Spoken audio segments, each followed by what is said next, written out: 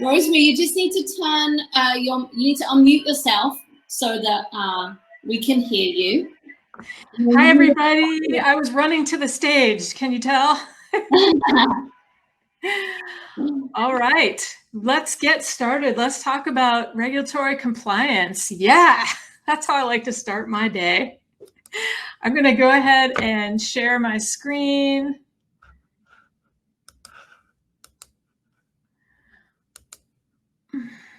Okay.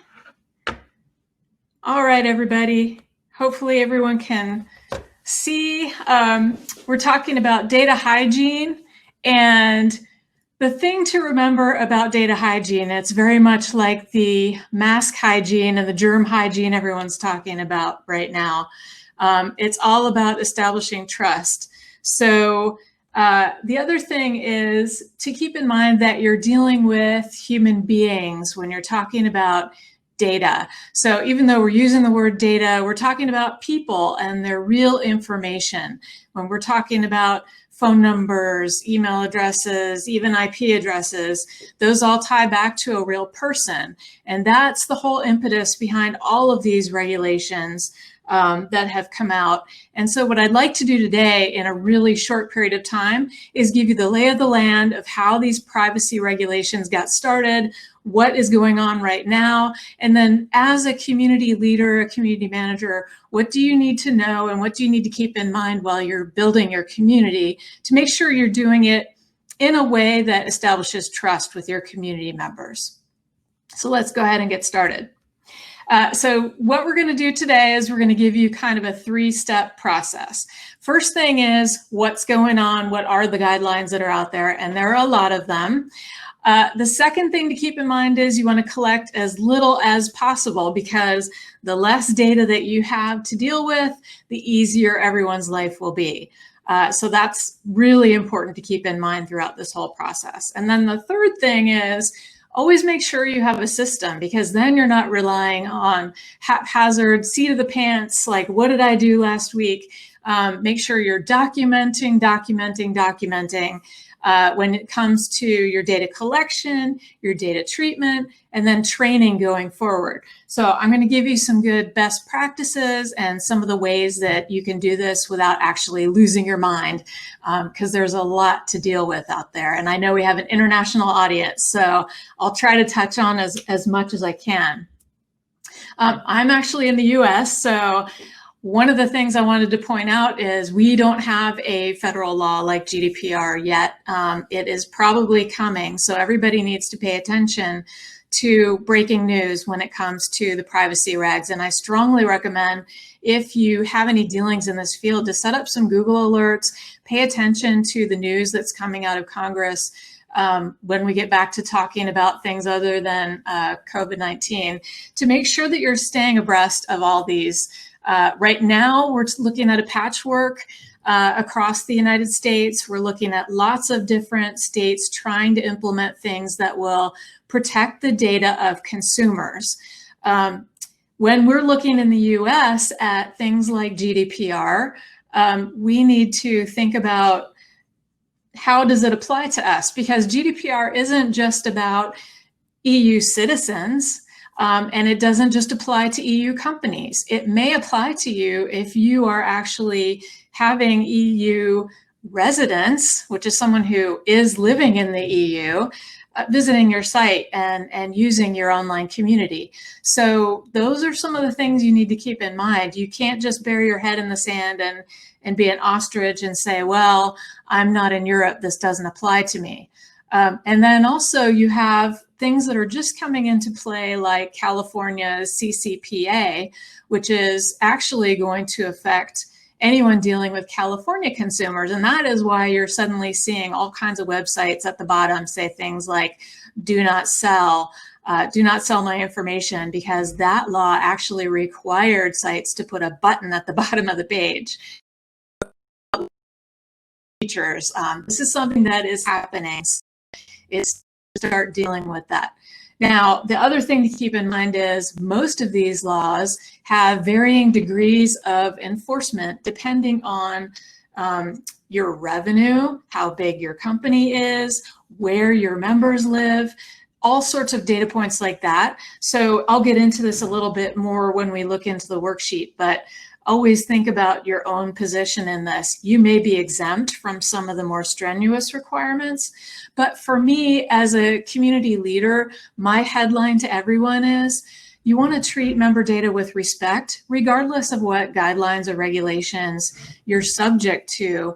It's important to establish trust early on and good housekeeping, good data practices, just by being a good community manager, not necessarily because you're facing a multi-million-dollar enforcement action. We want to just build that into our processes right from the start. So this is my alphabet soup slide. And not everybody, you don't need to be an attorney. I'm not an attorney. I don't play one on TV, but I do try to stay on top of how these things are shifting.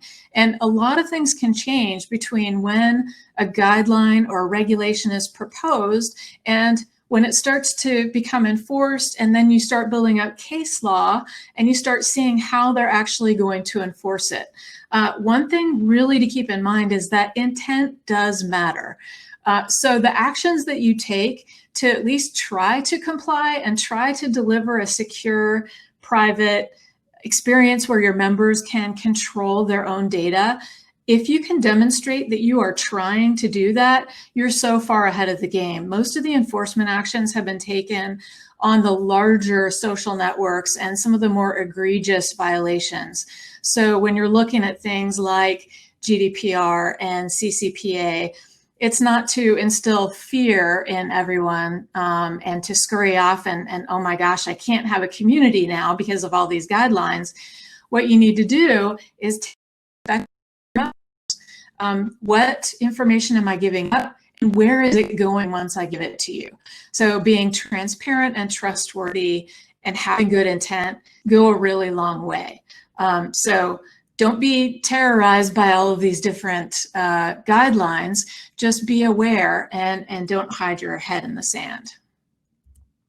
So right now, there are some things going on to just be aware of. Right now, Facebook is fighting a battle with Ireland over data transfer. So you have to think about things like your data center. Where are your backups going? Where's the data going once it flows into your site, into your community? Think about your platform vendors, all the different third-party tools you're using. So that is something that's evolving, and we're all trying to pay attention and see what happens with that Facebook ruling when that's finalized. Also, Rosemary, the US... Can I just interrupt you a second? We cannot see your slides. Sorry. Oh. I didn't want to interrupt you too much, but I wanted to let you know that we can't see them. We can hear you perfectly and see you, but not see the slides. So, yeah. Any ideas on that? Try stop sharing and then try resharing again, and hopefully that we can see them then. And if not, then what we can try and do. Okay, yeah, we can see. If you then click yes, I think I can see it. Let's just make sure everyone else can see it. Yes, okay, perfect. Sorry to disturb you. Yep, I'm so glad you told me. Thank you, Valentina. So everybody missed my beautiful shot of alphabet soup. But I don't like to read my slides, so you didn't miss any information. So that's a good thing. This one is my privacy shield. A lot of people know about the EU-US privacy shield that was in place for a long time. It is now in a state of flux. It got semi-tossed out. So just be aware, if you're signed on to the privacy shield, it's still evolving. It may come back into play. That's something to stay on top of. And they're trying to figure out a way to get that back in place so that we actually have a way programmatically to deal with some of these regulations at a high level between our countries. So the other thing, CCPA, the California law, had a lot of delays in enforcement because of COVID. That's another one that's very much in flux right now, although enforcement is starting. That one more relates to actually selling data. So if you're running a nonprofit community and you're doing your thing, you're serving your nonprofit members, you probably, and you're not selling that information to anyone, you probably don't have much to worry about from that one. But just something to keep in mind. I do believe a federal privacy law is coming in the US at some point. It's being talked about. I think right now it's just been deprioritized a little bit, but I think that's something to definitely pay attention to going forward, because I think the patchwork effect isn't sustainable in the long run. So we're going to go through the actual worksheet, but just to give you a high level of what we're going to talk about. So analyzing the data you're collecting, that's things like your registration fields. What is PII is personally identifiable information, and each different guideline has a different way of interpreting that. It was kind of a bombshell when GDPR decided that IP addresses are PII. That was definitely a break from past guidelines. So there was a lot of scrambling going on there. Minimizing your data collection, I mentioned that. Privacy by design is definitely a mantra that is coming into play. So don't let your marketing department go nuts. And I say that with love as a marketer. Don't let them go nuts with the information you're collecting in your community. Getting informed consent, make sure you have terms when people sign up for your community, talking to your third-party vendors. And then also there's lots of automated tools out there for at least definitely for the consent and the cookie rule, where, you know, all those sites you go to and it says, wait, we're doing okay with you in 500 different ways. The reason you're seeing all kinds of different versions of that is the rule actually did not say, here's the right way to do it. So everyone's interpreting that differently. And I can tell you, talking to customers across the spectrum, different legal departments have different opinions on that too. So I always, again, go back to intent. So if you're coming at it with good intent and you're trying to be transparent, you're always going to be at least on the right side. So thinking about communities and forums, specifically branded owned communities, be super clear with what data you're collecting and what you plan to do with it. Think about allowing ownership for your members over the data that they are providing you after they provide it. So one thing that's really important is member autonomy and member control to some degree. If you are doing a support community and you're offering the community as part of your service offering for the members, you may have a vested interest, a legitimate interest in processing information. Like, I may need to give you my credentials in order for you to troubleshoot problems with the software. That's legitimate and that's fine. Where things go off the rails is where you start collecting additional information just in case for a rainy day. You don't want to do things like that anymore. Also, for GDPR compliance, it's pretty well accepted now that you can't just collect IP addresses up front. So you may need to disable that. Or get consent up front before you collect it. Another thing to consider is beyond the technology, the actual people behind the screens. So who has administrative access to all this data that's being collected? Your profile information, your member data, who can export it from the platform? Make sure that that is the smallest group of people possible. And if someone is fired or leaves, moves on to another job, you need to have that housekeeping mechanism in place so that you remove them from access when they leave. So you don't want to leave holes in the system like that. And that's why we talk about setting up processes. Make sure you train anybody that is going to be a moderator in the community. Maybe they have some limited access to the back end of your platform. Make sure that they're trained and they're knowledgeable and they know that be very, very secure and safe with that member data. And including volunteers. A lot of community sites use volunteer moderators. Always keep a close eye on what information they have access to and make sure you remove it when they're no longer volunteering. And then finally, where's your data center? Where's the data physically residing? Some countries actually have really stringent rules about where their consumers' data physically needs to be. So always look at things like that too when you're setting up your platform. And privacy policy building could be an entire multi-day session or workshop and a whole conference of its own. But here are just some high points as they relate to online communities and some of the things that I've just talked about. You want to make sure that you're using plain language. Make sure that you are including any links, like with the CCPA. Make sure you're giving people a way to opt out of selling their information. And designate someone within your operation who is in charge of this. One of the key requirements is that members can come and request deletion of their profile and their account data. Somebody needs to be receiving that information and responding in an appropriate way.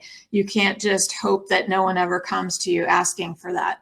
So not only who's in charge of it, but what's your policy about that? So how are you going to respond when somebody makes a request for deletion?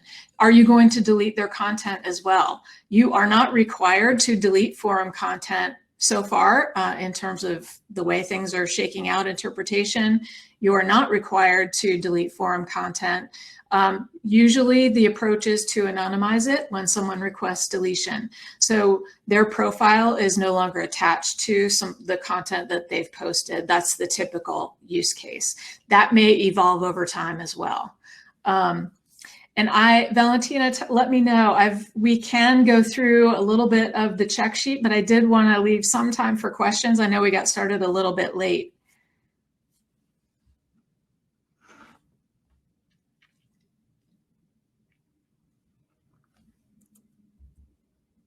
Okay, I'll go through a couple of real world examples that relate. And if we don't get, oh, go ahead. Sorry, it takes me a while to turn on my video. Yeah, we're coming to we did start late, but we do have another session starting shortly. So if it's beneficial for you to go through more slides, or we can take some questions, it's up to you. I'm providing the worksheet to everybody. So if you want to provide that URL, everyone can go ahead and use it. It's related to what I've just been talking about. So I think it's pretty self-explanatory. So I would like to open it up if there are any questions. Sure. Okay, I've just shared the sheet. If anyone has a question, please drop it in the session chat and we'll go through a few of those before we end today. I know that this has been a bit of a crazy start, but you know, 2020 has been crazy. So, okay, any questions for Rosemary at this time? Wow, no questions? That's it. I explained everything so detailed. This is really an important subject, so hopefully we can continue the conversation. Yeah, definitely. I think Piper might have a question. She says, yes, is advising people when, is what she writes. I don't know if that was a question or if that was a comment. Is advising people when they sign up that we collect IP addresses sufficient? No. It has to be proactive. So if you're under that requirement and you're trying to abide by GDPR, the interpretation I've seen from most legal teams is that you cannot have already collected the IP address. And typically that is what happens when someone comes to your community. Usually that has already happened by the time they get in and start registering, unfortunately. Nikki says, thank you. You mentioned Cookie Pro. If you have other examples, that would be great. You know what I can do? I will do a follow-up, maybe a tweet with some recommendations. That's the one that stood out because it's easy to use and it's quick and it'll run through your whole site and spit out all the cookies. I think Chrome also does have a built-in cookie detector. So you can use Chrome too to auto-detect if you're using it. Perfect. I will share your Twitter so that people can follow you. Chat. Yeah, I'm totally open to, you know, if you come up with a question tomorrow, just DM me or tweet me. I love talking about this stuff. All right, we've got time for one more. Marissa says, is there a limit to how long you keep an email address on file? Say if the account has been inactive, should we be purging accounts after a certain period of time other than for just simple house cleaning? It's good practice to purge out, but there's no requirement in terms of how long you can keep it, especially if you have a contractual relationship. If you're the kind of community where it's a product and it's a support community, as long as you have a contractual relationship with that person, you can retain that information. And most of the guidelines surround the member coming to you and requesting deletion and you responding to that. Most of them are not putting in place, after 5 years, you have to purge that data. Perfect. Thank you. All right, I'm conscious of the time, so what I'm going to do is I'm going to reshare the checklist again along with your social handles so that if anyone has any more questions, you can reach out to Rosemary that way. Please give a big virtual standing ovation in the form of emojis and positive vibes in the chat for Rosemary, our very first speaker here on the forum stage. I'm sorry for all the technical difficulties, but you did amazingly, so thank you so much. And Thank you. Looking forward to connecting with you on Twitter and LinkedIn. Thanks so much. Everybody enjoy the rest of the sessions. All right, we're going to be back in a few minutes with our next speaker. Don't forget, you can go and check the agenda for all the other different things that are happening. One tip that I would say is instead of leaving a session to see the agenda, have it open on a separate screen so you can cross-reference as you go. I'll be back in a second with our next speaker. I'll see you then.